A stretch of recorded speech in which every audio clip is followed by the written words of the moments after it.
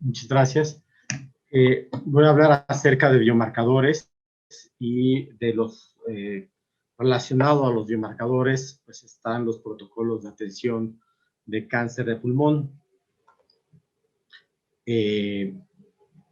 Bueno, primeramente es importante mencionar la importancia que tiene el cáncer de manera global. Es la primera o segunda causa de muerte, particularmente en menos de 70 años de edad, que es la edad, edad productiva. Por lo tanto, el cáncer va a afectar de manera muy significativa a este grupo y la economía, por supuesto. Y se estima que el cáncer va a ser la barrera más importante por aumentar la expectativa de vida en el siglo XXI. Solamente en el 2018 se estimaron alrededor de más de 9 millones de muertes atribuibles a enfermedades oncológicas.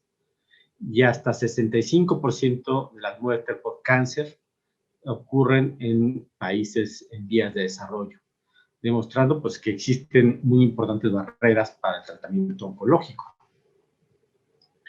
Y bueno, vemos claros ejemplos de cómo se puede afectar la expectativa de sobrevida cuando se tienen recursos para tratar adecuadamente el cáncer. Así, por ejemplo, para el cáncer de mama en Estados Unidos, la expectativa global es de 84% a 5 años de sobrevida, y comparada con Gambia, que solamente es apenas de 12%. Entonces, el tratamiento, el no tener un tratamiento adecuado, afecta de manera muy importante la posibilidad de sobrevivir. Y, por supuesto, las tasas de curación, en donde es más claro en los cánceres infantiles en países desarrollados, donde la expectativa de sobrevida es del 75% de curación, mientras que en países en vías de desarrollo es alrededor del 15%. Entonces, esto significa que van a fallecer más de 100,000 niños por la falta de acceso a medicamentos existentes. Entonces, realmente es un problema a nivel global el acceso a medicamentos. Y en el caso de cáncer de pulmón, hay una revolución en el tratamiento, como han venido viendo a lo largo de este simposio, un beneficio de tratamiento, ya sea de inmunoterapia o de inhibidores de tirosinasa, que han cambiado drásticamente el panorama y el pronóstico para esos pacientes. Además de tener métodos de screening mucho más efectivos, pero aún así en etapas avanzadas, la inmunoterapia y el tratamiento biológico ha mejorado de manera significativa el pronóstico de pacientes con cáncer de pulmón. Y la expectativa de vida en cáncer de pulmón en 1995, a 5 años, era apenas del 6 o 7%, previo a todo el tratamiento nuevo de terapia biológica o inmunoterapia. Mientras ahora se ha triplicado para los países desarrollados y alcanzando a un 25-28% de sobrevida global en todos los estadios del paciente con cáncer de pulmón. Entonces, de tal manera que existe una necesidad urgente de encontrar las vías que permitan el acceso irrestricto a la terapia, con base, por supuesto, basado en evidencia, y recibir a un paciente con algún tipo de enfermedad oncológica para para mejorar su pronóstico. Con todo esto, es fundamental pues, cerrar la brecha de desigualdad. Pero conforme pasa más el tiempo, los años y la tecnología, terapia biológica, y por supuesto, los métodos de diagnóstico, pues la brecha se está haciendo cada vez más grande entre los países desarrollados y los que están en vías de desarrollo, como Latinoamérica y México. Simplemente la Organización Mundial de la Salud estima más de 7 millones de vidas podrían salvarse en los próximos años si logramos implementar estos hallazgos científicos más adecuados para cada nación con base a la cobertura de salud universal, particularmente de enfermedades oncológicas, y pues es muy importante esto. Entonces, hablando de cáncer de pulmón, ya se habló de manera la epidemiología, recordando que para el 2020 cerca de 2 millones de casos fueron asociados a cáncer de pulmón de diagnóstico y 1.8 fallecieron. Sin embargo, se espera que para el 2040 sean 3.6 millones, es decir, un incremento mayor de un 30%, y un incremento de muertes de 3 millones o más de 3 millones de muertes, es decir, prácticamente el doble de muertes. Y el 60% de esto se va a llevar a cabo en países en vías de desarrollo, es decir, vamos a tener un mayor impacto de todo el epidemiología de cáncer de pulmón en los países en vía de desarrollo. Entonces, mientras en los países en vía de desarrollo la mortalidad por cáncer de pulmón va disminuyendo, claramente en países de desarrollo va aumentando. Pero particularmente hay un incremento en las tasas de incidencia en el cáncer de mujer, por muchos factores, entre ellos un incremento del tabaquismo en la mujer, pero también existen otros factores genéticos en donde el cáncer está asociado a mujer, no asociado a tabaquismo y en edades más tempranas. Entonces, es importante, sí, los medicamentos, el acceso, tener protocolos, tener acceso a medicamentos, pero no solamente la política debe ir enfocada a la inversión en medicamento. Por supuesto, la política debe ser integral y es lo que falta una agenda actualmente para que México tenga una atención de cáncer, en el cáncer. Particularmente en México es difícil porque existe un sector de salud que está dividido en privado y sector público, y que en el sector público existe una muy importante heterogeneidad en el tratamiento. Y es de hecho que la Constitución mexicana garantiza a toda persona en el territorio nacional la protección a la salud, implicando que el Estado debe mantener la actividad constante y enérgica para garantizar que los mexicanos cuenten con una atención médica integral. Entonces, es el derecho que tenemos los mexicanos. Vemos aquí un sistema de salud muy diferente, heterogéneo. IMSS, 42% aproximadamente de la población, que es derechohabiente. ISSSTE, 8%, 7%. Pemex, 1%. Secretaría de Salud, 35%. Y cuando analizamos los tipos de tratamiento, por ejemplo, programas de screening, tratamientos de primera línea, segunda línea, genotipificación, inhibidores de medicamentos como inhibidores de ALK, inhibidores de EGFR, inhibidores de angiogénesis o inmunoterapia, el tratamiento es extremadamente heterogéneo. Y esto significa que en México existen diferencias injustas entre los grupos sociales y que varían en determinantes económicos, demográficos, que no deberían existir. Y es importante diseñar desde el gobierno pues, acciones que permitan a la población tenga un acceso equitativo a los servicios y cerrar de esta manera la inequidad en los pacientes de tratamiento de cáncer. Pero particularmente el de cáncer de pulmón es uno de los más castigados porque tenemos una muy importante estigma que es el tabaquismo. Y como ya lo he mencionado previamente, el tabaquismo no es un hábito, es una enfermedad. Y de igual manera tienen los pacientes derecho a ser tratados y de hecho la gente que fuma es una obligación de nuestra parte tratar de encontrar los mecanismos para que tengamos la prevención o tener el cese de tabaquismo. Bueno, conocemos ya, han hablado de por lo menos 10 o 12 blancos terapéuticos en cáncer de pulmón, todos ellos han mejorado de alguna manera la expectativa de sobrevida y tenemos aprobaciones para EGFR, ALK, ROS1, BRAF, RET y SNET. La mayor parte de las indicaciones son en enfermedad avanzada. En pacientes con EGFR mutados ya el tratamiento también ya está en etapas tempranas, en donde la adyuvancia, es decir, el tratamiento después de una resección quirúrgica impacta enormemente en las posibilidades de sobrevivir. Entonces tenemos medicamentos altamente efectivos, aprobados, con todos estos blancos terapéuticos que puede llegar a ser en adenocarcinomas hasta un 60% de blancos. Y particularmente en gente joven y no fumadora, esta frecuencia de mutaciones pues se incrementa de manera muy significativa. Aquí vemos en 3 poblaciones diferentes cómo la gente, los pacientes que no tienen mutación, pues tienen un pronóstico desfavorable. Aquellos pacientes que se logra tener una mutación, pero no el acceso a drogas, inclusive pueden llegar a tener peor alteración en la sobrevida. Y a diferencia que los pacientes que tienen un blanco terapéutico y tienen medicamento, pues tienen el triple de sobrevida que aquellos que no tenemos un acceso a medicamentos. ¿Y qué pasa en México? Bueno, la información es muy escasa. Tomando en cuenta nosotros en el laboratorio del Instituto Nacional de Cancerología de Medicina Personalizada, con paneles que hemos realizado aquí nosotros en nuestro derecho de sequencing, no con paneles de la industria, nuestra propia información y de pacientes, pues vemos que si un paciente no tiene un blanco terapéutico, la expectativa de sobrevida es de 21 meses. Cuando un paciente tiene una mutación pero no tiene tratamiento, tiene 20 meses de expectativa de sobrevida.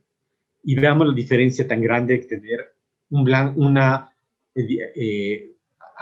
mutación detectada y que tenga tratamiento. 85%, 85 meses de sobrevida. Particularmente GFR con 50 meses o ALK 85 meses de sobrevida. Aquí vemos cómo la diferencia entre mutado y no mutado de GFR, la expectativa de sobrevida es muy diferente, 50% mayor posibilidades de muerte, y inclusive con ALK tenemos una expectativa de vida también muy larga. Estos medicamentos tienen respuestas no solamente altamente efectivas, sino que también son dramáticas, y esto involucrando la calidad de vida. Y en el caso de GFR, con una gran cantidad de mutaciones, que en muchas de esas son diferentes y existiendo con mutaciones que pueden tener peor pronóstico, vamos a ver que hay mutaciones comunes de resistencia, y que en México, por trabajos realizados aquí en el Instituto Nacional de Cancerología, pues pusimos el mapa y aproximadamente 1 de cada 3 pacientes puedes tener alguna mutación de GFR, un porcentaje intermedio entre la población asiática y la americana. Hemos hecho estudios en colaboración con el Broad Institute, haciendo secuenciación del exoma completo de los pacientes con cáncer de pulmón, y hemos confirmado esta frecuencia de mutaciones, y vemos que la mutación de GFR tiene relación altamente con genes que se encuentran también en la población asiática y que está altamente correlacionada con la mutación de GFR y altamente presente en la población mexicana. Y vemos que la relación no es solamente en toda la población, sino también se presenta en los no fumadores y en los fumadores, teniendo una relación muy significativa y un efecto negativo para las mutaciones de KRAS, y estos genes se tratan también de manera negativa con STK11, que son mutaciones de pobre pronóstico en cáncer de pulmón.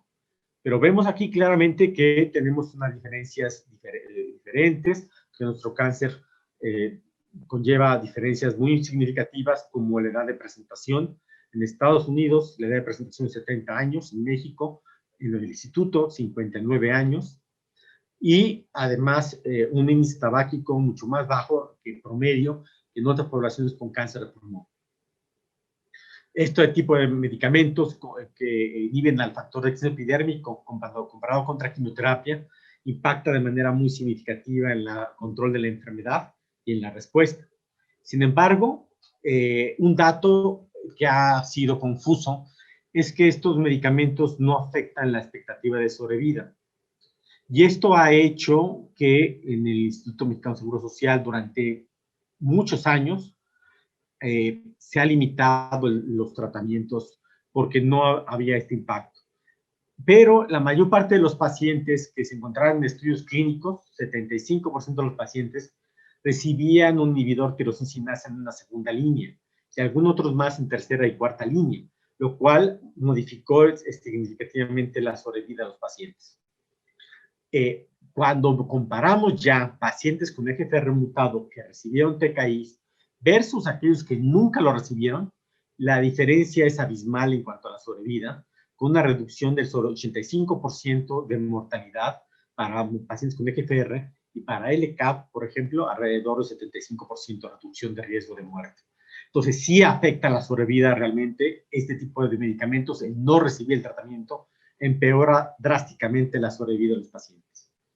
Y a pesar de tener estas circunstancias, tenemos inequidad en el desarrollo, ya no del medicamento, sino el detectar las mutaciones. Simplemente el 45 o 50% de los pacientes con endocarcinoma, por diferentes razones, no se hace la detección de mutaciones de lo más básico que es la mutación de GFR. Por lo tanto, se pierde la oportunidad de poder seleccionar el tratamiento de los pacientes. En base al conocimiento de la frecuencia, en base a los estudios que hemos realizado aquí en México, en la población mexicana y en el Instituto Nacional de Cancerología, y teniendo en cuenta los costos de atención que se realizan en el Instituto Mexicano del Seguro Social, vemos que el dar quimioterapia de manera ciega a los pacientes sin detectar la mutación o con el costo de hacer la detección y dar el tratamiento apropiado, el inhibidor o el tratamiento biológico tiene una relación costo-efectividad enorme, mejorando los costos, mejorando la sobrevida, la calidad de vida, y por supuesto aquí vemos cómo antes teníamos una expectativa de sobrevida de apenas 20% a 2 años, y cuando los pacientes ingresan al programa de uso de medicamentos TKI de la Cámara de Diputados, pues la expectativa de sobrevida a 2 años es de 74%. Entonces hay una diferencia enorme en cuanto a esta calidad. Además, muchos de estos pacientes no solamente mejoran la expectativa de sobrevida, sino que también son capaces de mejorar la calidad de vida e inclusive cuando son en edades productivas, estos pacientes poder tener, poder trabajar o tratar de reducir el costo de atención que se tiene a los pacientes. De tal manera que es muy importante también a nivel económico. Entonces, hay muchas formas de tratar la agenda del cáncer para tratarlo. Uno de ellos son factores de control de riesgo. No nada más vamos a ir al gobierno a pedir dinero para medicamentos. Tenemos que hacer algo para tratar de mejorar, prevenir y tratar de mejorar el diagnóstico temprano. Entonces, uno de ellos es la prevención. El tabaquismo, ya se mencionó mucho, es la principal causa prevenible de desarrollo de cáncer. Si nosotros quitáramos el tabaquismo, el 30% del cáncer desaparecería, pero particularmente cáncer de pulmón. Y bueno, existe resistencia, implementación completa de esos convenios para tratar de disminuir el tabaquismo. La prevalencia de tabaquismo ha disminuido, ciertamente, pero aún existe un alto porcentaje de tabaquismo. Hay popularización de los cigarros electrónicos, que son un riesgo para incrementar el riesgo de adicción al tabaco. Y hay nuevas presentaciones de cajetillas más económicas y, por supuesto, hace falta todavía presionar más en los impuestos y también una distribución y un gasto dirigido del impuesto del tabaco para las enfermedades que están relacionadas prácticamente con el tabaquismo y no que se vaya esta cuestión económica a un fondo. Y, por supuesto, el implementar un programa de tamizaje, ya hablaba la doctora Sainz, la importancia que tiene, no solamente es mejorar el pronóstico, sino que también mejora las posibilidades de costo de los pacientes, y estos son algunos datos que tenemos. Y además, en etapas 4, cuando los pacientes tienen una detección y una atención más temprana, se mejora el pronóstico de los pacientes de manera significativa, por supuesto. Esto conlleva a un periodo, si tiene un periodo largo de fase 4, que no es tratado, pues su Karnofsky y su estado general disminuyen, grado de desnutrición, complicaciones que no permiten que el paciente pueda tener un beneficio de los tratamientos efectivos. Y esta es la otra que vemos. Hay un costo del tabaquismo directo, que son costos enormes que se tienen por cáncer, particularmente cáncer de pulmón. También tenemos costos que son indirectos, que son los cuidadores, la necesidad de dejar de trabajar y muchos otros factores que no están directamente relacionados con la atención médica. Cuando vemos en otros países, en Japón, 40% de las etapas tempranas, se presenta cáncer de pulmón en etapas tempranas. Entonces, es una diferencia muy importante, en donde, por ejemplo, Estados Unidos es 26%, Reino Unido 22%. Y bueno, pues son países de primer mundo, pero ¿qué pasa con otros países que tienen aún una peor economía, o inclusive similar a la de México? Brasil, 15% de etapas tempranas. En el Instituto Nacional de Cancerología, en el 2000, teníamos un porcentaje del 8% de etapas tempranas, o 0.8%. Actualmente no hemos mejorado, inclusive tenemos actualmente el 0.6% de etapas tempranas. Entonces, es increíble estas diferencias y por supuesto tenemos un pobre pronóstico de los pacientes con estas circunstancias, además de no tener un estadiaje temprano, pues tenemos dificultades para poder hacer una referencia. La importancia de implementar programas como el que estamos desarrollando de código cáncer para que los pacientes puedan tener una mejor referencia y que el paciente active el código cuando hay una sospecha de cáncer y que tengamos 4 semanas para hacer el diagnóstico entre la sospecha y el diagnóstico, tengamos 4 semanas para tener un diagnóstico oportuno. Y vemos aquí los costos de atención, esto es sin inmunoterapia. Vemos que una etapa temprana, $12,000, y una etapa metastásica, $136,000. Entonces vemos costos enormes de atención de los pacientes. Por supuesto, la mayor parte de la atención va a ser etapas avanzadas en México. Entonces, pues el mejorar la etapa temprana no solamente va a tener un impacto en el pronóstico, sino también económico. Otra también que tenemos dificultades, no solamente es tener recursos para los medicamentos, ya mencionamos, necesitamos también tener especialistas, médicos que tengan entrenamiento para el tratamiento del cáncer. Y pues tenemos la mayor parte de los oncólogos en la Ciudad de México, Monterrey y Guadalajara centralizados. Hay pocos centros del país que ofrecen un entrenamiento y falta de especialidad. Pero también tenemos otro problema. Nosotros tenemos un promedio de 5 a 6 meses de que el paciente fue visto por un médico de primer contacto y que llega después a un centro de salud de segundo o tercer nivel para el tratamiento del cáncer. Esto significa que también tenemos que hacer una muy importante tarea en el médico de primer contacto para la sospecha de cáncer, de todos los cánceres, entre ellos cáncer de pulmón. Entonces, el médico de primer contacto es una parte fundamental en la sospecha de cáncer y tratar de mejorar estos números tan tristes que tenemos en nuestro país. El aumento también del cáncer no solamente es medicamentos, conlleva también tratamiento multidisciplinario como cirugía y radioterapia. Es indispensable, particularmente en cáncer de pulmón, tener esta piedra angular del tratamiento oncológico que también lleva a otros especialistas como neumólogos, rehabilitación, psicología, nutrición, y la parte integral es muy importante. Entonces, es importante que tengamos el tratamiento completo, y una parte es la radioterapia, en el cual se encuentra una desigualdad muy importante de todas las aceleradores lineales que se encuentran en el país, y además hacen falta una gran cantidad de equipos y para poder atender adecuadamente a la población. Por supuesto, los retrasos en los tratamientos con radioterapia conlleva un pobre pronóstico en etapas tempranas y en etapas avanzadas. ¿Qué va a pasar? También hablamos de medicamentos de alto costo. Los medicamentos de alto costo tienen que ver mucho con biomarcadores. Y es la parte que me corresponde en esta parte, hablar de estos biomarcadores. Y que estos biomarcadores nos van a permitir seleccionar mejor al paciente para tener mejores resultados, menos toxicidad. Y, por supuesto, un mejor impacto económico. Pero hacen falta de protocolos de determinación de mutaciones. Todo la terapia, los biomarcadores, está pagado por la industria farmacéutica. Poco hemos hecho para tratar de tener biomarcadores o laboratorios en hospitales públicos y que no tengan el interés de la industria farmacéutica. Por supuesto, todo esto conlleva a conflicto de interés de la industria farmacéutica y además a depender. Y muchas veces las decisiones no van ni siquiera de la industria farmacéutica a nivel nacional. Eso lleva a decisiones globales que quitan los presupuestos para los biomarcadores.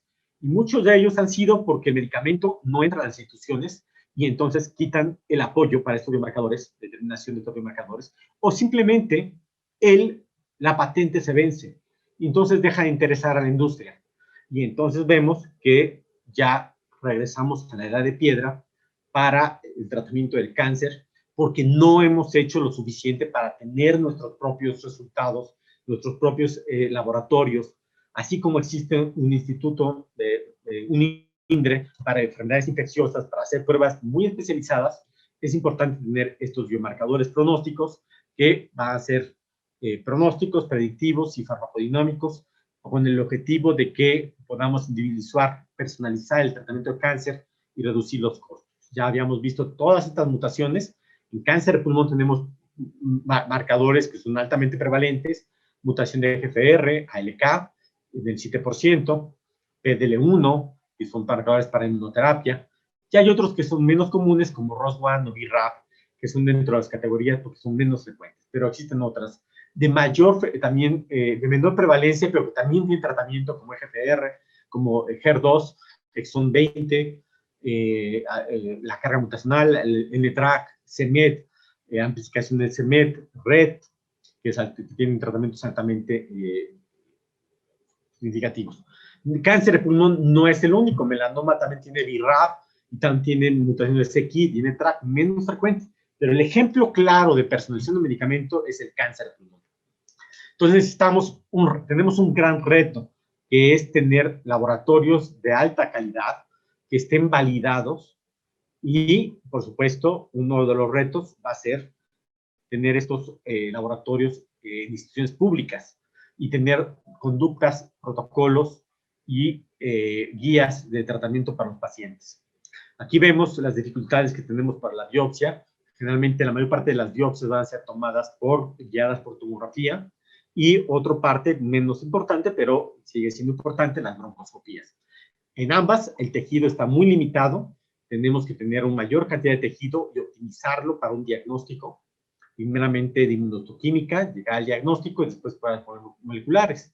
Y vemos cómo los biomarcadores, de manera global, la inmunoterapia, pues va a haber un 10-20% de pacientes que va a tener una mejoría muy importante al final de 5 años. Pero ¿qué pasa cuando seleccionamos a los pacientes de acuerdo a PDL1? Bueno, con inmunoterapia vamos mejorando la expectativa de sobrevida, y de esto es importante tener estos biomarcadores hasta llegar a poder seleccionar inmunoterapia versus quimioterapia. Y vemos cuando seleccionamos a los pacientes de acuerdo a la expresión de un marcador que es PDL1, que se expresa altamente, tenemos el doble de sobrevida a los pacientes. Mutaciones múltiples que se llaman carga mutacional, que nos indican que a mayor número de mutaciones tenemos mayor formación de nuevos antígenos que van a permitir al sistema inmunológico reconocer el tumor. De tal manera que el detectar un número mayor de mutaciones también nos permite seleccionar a los pacientes, y de esta manera poder tener un grupo de pacientes que se va a beneficiar mayor. También los paneles de Next Generation Sequencing de múltiples mutaciones nos van a dar resultado de otras mutaciones que no son oncotarget, pero que pueden tener un impacto pronóstico, como la mutación de STK11 o KIP, los cuales son negativos al tratamiento para inmunoterapia. Aquí vemos, por ejemplo, KIP o STK11 combinado, hay una muy pobre respuesta a inmunoterapia. Tener ese biomarcador negativo hace que no tengamos que poder dar pacientes a inmunoterapia a los pacientes, aún con expresión de PDL1 positivo, y entonces eso nos ahorra en medicamentos, nos ahorra en una economía, y no dar un medicamento que no va a funcionar en un paciente, y por supuesto dar oportunidad de que otro paciente reciba otro tipo de tratamiento que puede ser más efectivo. Entonces, pues antes el tratamiento era de manera secuencial, la detección de mutaciones. Ahora lo ideal, teniendo una gran cantidad de mutaciones, tanto predictivas como negativas para pronóstico y para predictivas de tratamiento, pues es ideal tener paneles que nos den resultados en el momento para hacer estas mutaciones. Tenemos diferentes tipos de secuenciadores, diferentes tipos de paneles de Next Generation Sequencing, que van a ir reduciendo gradualmente los costos conforme vayamos teniendo mayor número de pacientes.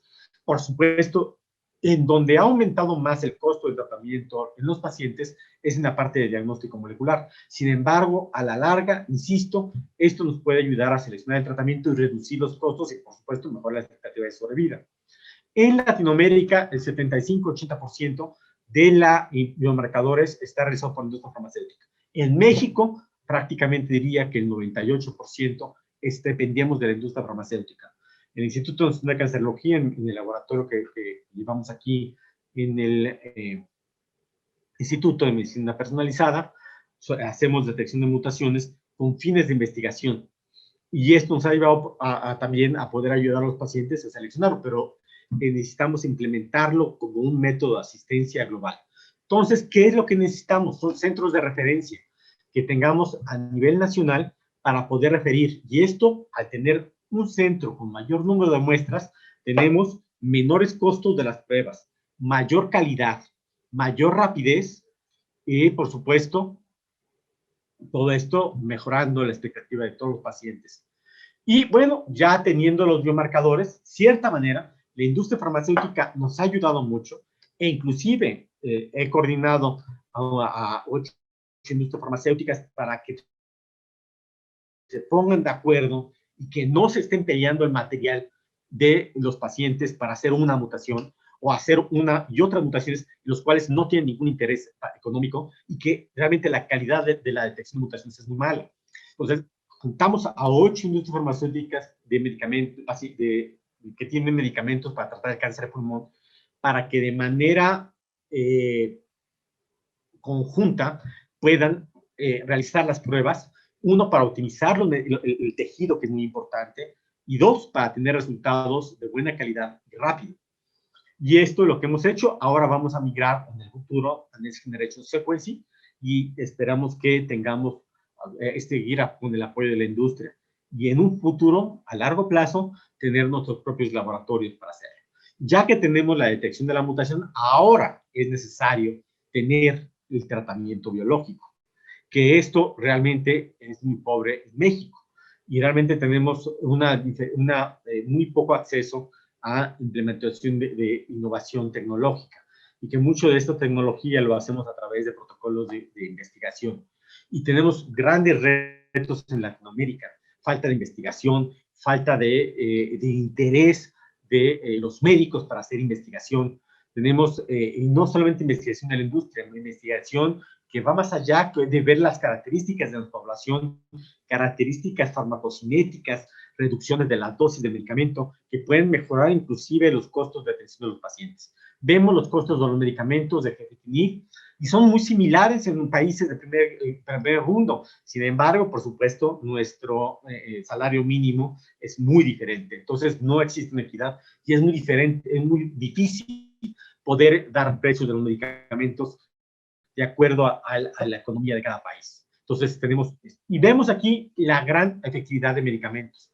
En el caso de crizotinib demostró ser mejor que quimioterapia para pacientes con LK, pero ahora inhibidores de tercera generación tienen un control de la enfermedad mucho mejor, inclusive, que crizotinib. Estos son estudios que hemos hecho nosotros con brigatinib, en un grupo de médicos que tuvimos resultados con pacientes con ALK y tuvimos medianas de sobrevida en pacientes multitratados, 18 meses de control de la enfermedad, y esto impactando de manera muy importante en la sobrevida. Inclusive no se acerca ni siquiera a la mediana a aquellos pacientes que tienen una enfermedad, una segunda línea de tratamiento, como segunda línea de tratamiento. Entonces, es una cuestión muy difícil para todos los países, inclusive en países desarrollados como Inglaterra, en donde tienen restricciones muy importantes a los medicamentos.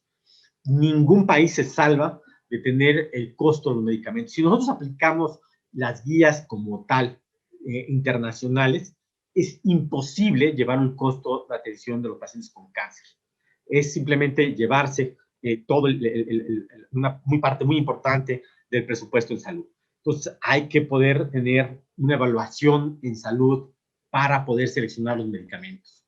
Hay que tener una necesidad insatisfecha, claramente el cáncer, altamente efectivo. Cáncer de pulmón tenemos medicamentos muy efectivos, que sean comparados con el estándar, los tenemos.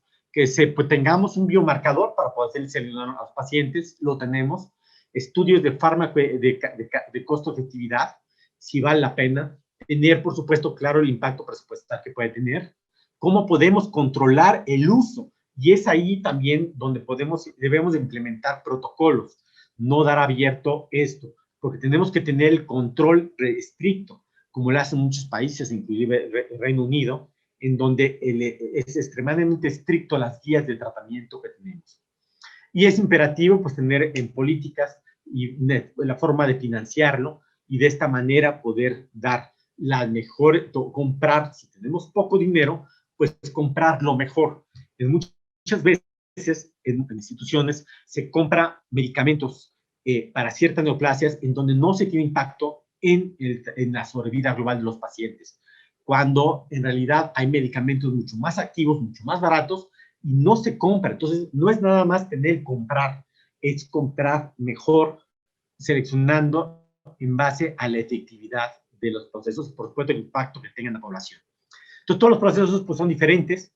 En todos los países hay que hacer una adaptación en cada país, diferentes cortes en base al presupuesto, y cada proceso pues, es muy complejo para poder seleccionar los medicamentos. Y, por supuesto, esto tiene que ver con la calidad y de la intervención en cuanto a costo anual que puede impactar o no en un tratamiento sobre los pacientes o a la población de cáncer.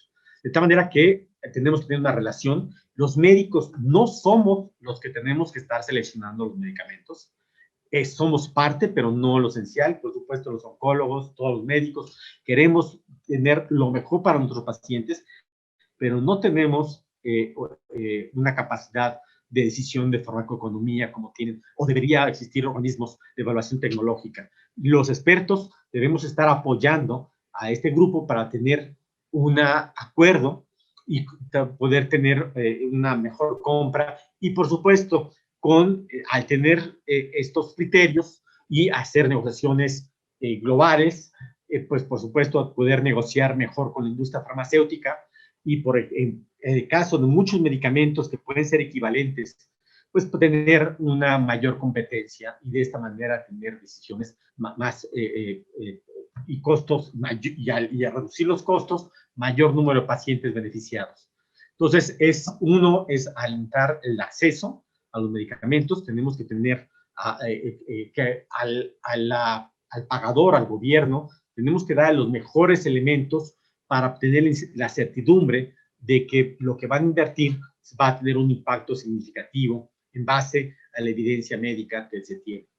Entonces tenemos pues riesgo de desempeño, el riesgo financiero, por supuesto, que lleva a largo plazo estos medicamentos, y el riesgo de uso, ¿no? Mayor población de pacientes y el uso de indicaciones no aprobadas, por lo cual tenemos que tener protocolos muy estrictos.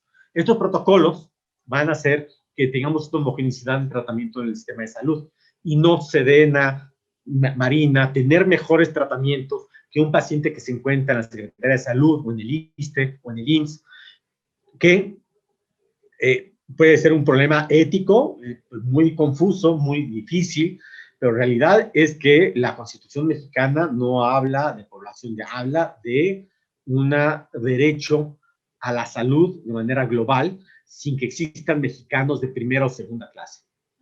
Existe también, estos protocolos para una equidad en la población, seleccionar las mejores drogas, continuar la compra de medicamentos para llegar a una mejor negociación, tener una competencia de estos medicamentos y reducir los costos, y, por supuesto, tener estos basados en la evidencia clínica. Ojalá existen guías en Inglaterra, NICE, ampliamente desarrolladas por el país, mejorando, que van a ser las recomendaciones basadas en evidencia y mejorar la atención sanitaria. En una ocasión, las guías NICE, un medicamento, la Aretrinib, para NTRK, fue denegado, a pesar de que tenía una expectativa de sobrevida alrededor de 23 meses de control de la enfermedad y una expectativa de sobrevida larguísima, pero el medicamento era extremadamente caro. Y muchos editoriales salieron a defensa del medicamento. Y lo que NICE comentó en algún momento es que esa decisión de negar el medicamento, la aprobación, iba a ser en el futuro que más pacientes tuvieran el medicamento. Y efectivamente, sí hubo una negociación muy fuerte que redujo los costos de aprobación del medicamento para los pacientes con NTRK. Entonces, de tal manera que debemos de tener todas estas decisiones que son difíciles. Es fundamental, ya lo mencionaba, hacer la investigación independiente no necesariamente, no de la industria farmacéutica, que también es importante, pero que es difícil poder hacer investigación porque no hay una estimulación para investigadores, una cuestión económica, alguien que hace investigación propia, por supuesto, va a ser un tiempo, esfuerzo que no va a ser retribuido más que con la satisfacción de tratar de mejorar el bienestar de los pacientes. Y esta investigación pues es muy importante porque mejora el pronóstico del paciente, obtiene mejores recursos, obtiene también valoraciones de nuestros resultados de nuestra población, la toxicidad de nuestra población, que es muy diferente. Aquí vemos un estudio que publicamos ya hace algunos años, que comparamos y pareamos a los pacientes en estadio 4 por estado funcional, y vimos que los pacientes que tenían o entraban en un protocolo de investigación, particularmente intervención, tenían prácticamente el doble o más del doble de beneficio en sobrevida cuando empezaban a tener esto. Y, por supuesto, es muy importante hacer este tipo de estudios en donde evaluemos las dosis de los medicamentos. Un medicamento muy caro, la dieterona, altamente costoso para cáncer de próstata, altamente efectivo. Y se vio que una dosis de una cuarta parte de la dosis, 250 versus 1000, tenía un efecto similar cuando se daba con alimentos, con grasa. Y vemos cuando se hace la comparación de los estudios que las dosis bajas tenían la misma tasa de respuesta objetiva en cuanto al antígeno prostático, la misma sobrevida, libre progresión y la reducción en los niveles de cuestiones hormonales, teniendo un impacto enorme en cuanto a la economía. Y en México, ¿cuántos estudios creen que existen con este análisis de abiraterona con dosis baja? 0. Seguimos utilizando dosis de 1000 miligramos y esto, pues obviamente, debido a la ausencia de investigación. Voy a poner el ejemplo, alectinib, de 300 miligramos en un estudio japonés, logró tasas de respuesta tan altas que 93%, y cuando se comparan estudios fase 3, en dos estudios, uno en caucásicos y uno en asiáticos, 300 miligramos cada 12 horas o 600 miligramos, dos dosis que se hicieron en diferentes estudios, tenemos tasas de respuesta similares, sobrevida libre progresión similar, una reducción de riesgo del aproximadamente 63 y otro del 60%, y con dosis totalmente diferentes. Hicimos nosotros un estudio para ver las concentraciones plasmáticas y encontramos que con 300 miligramos nosotros tenemos las dosis suficientes de efectivas para los pacientes con cáncer de pulmón, logrando respuestas. Tenemos 30 pacientes y esto lo podemos publicar rápidamente.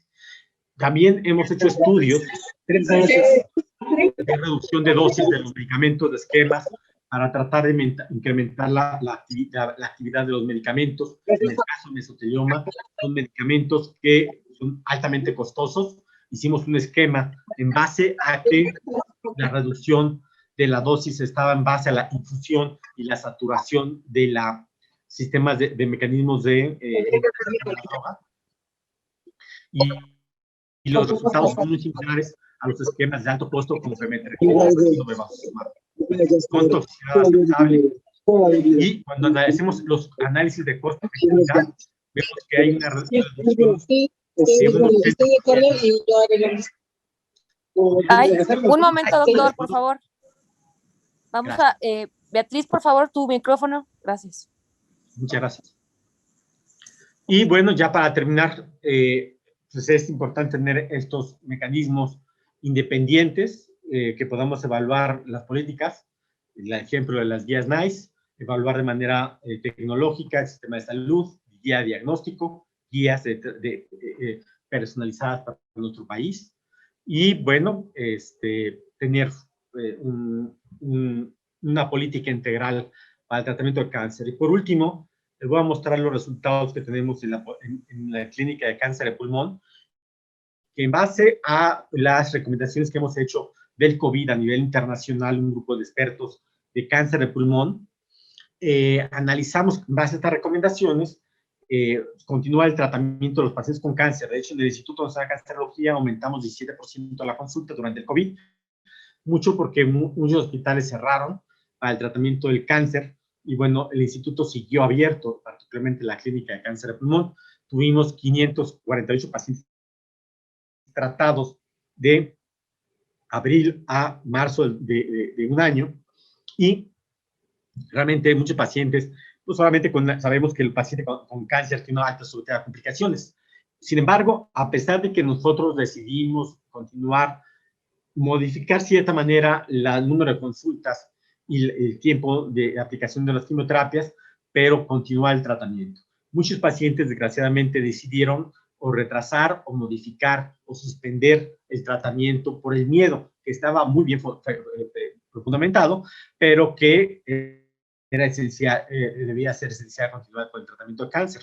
Y vimos a aquellos, por ejemplo, que tuvieron un cambio significativo en el tratamiento, cómo tuvieron una mayor progresión de la enfermedad, y esto contribuyó a que los pacientes tuvieran un efecto negativo en la sobrevida global de los pacientes. Aquellos que se afectó, se cambió el tratamiento, tuvieron una reducción 75% de reducción de aumento de muerte en los pacientes. Y bueno, también tuvimos pacientes que tuvieron sospecha clínica del diagnóstico de pacientes con cáncer de pulmón, presentando diferentes tipos de síntomas. Muchos de ellos se logró tener el diagnóstico confirmado en el 48% de los pacientes sospechosos, y muchos de esos pacientes fueron hospitalizados. Cuando hubo sospecha, hubo un efecto negativo en la sobrevida libre de propagación, y por supuesto un efecto también muy negativo en la sobrevida global de los pacientes.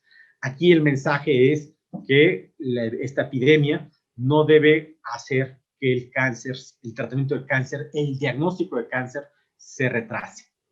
Y por supuesto hicimos análisis de calidad de vida, de estrés y de ansiedad secundario del COVID, y por supuesto muchos pacientes asociados con el COVID tuvieron datos de depresión, ansiedad muy importante, moderada 30%, de severo 18%, extremadamente severo 25%, estrés moderado 56%, estrés severo 12% y extremadamente severo 12%. Esto relacionado con encuestas realizadas en el COVID. Y por supuesto tuvimos pacientes que tuvieron complicaciones, tuvo mortalidad del 50%, y esto sí afectó las expectativas de sobrevida. Esto es de manera global, aquellos infectados, no infectados por COVID, cómo se vio afectada la expectativa de sobrevida en este grupo de pacientes. Y pues terminar diciendo que el diagnóstico, tratamiento del cáncer es multidisciplinario. Tenemos una clínica en el Instituto Nacional que tratamos de participar de manera conjunta con unidades funcionales para tener un mayor impacto y tener mejor atención del paciente con cáncer. Muchas gracias.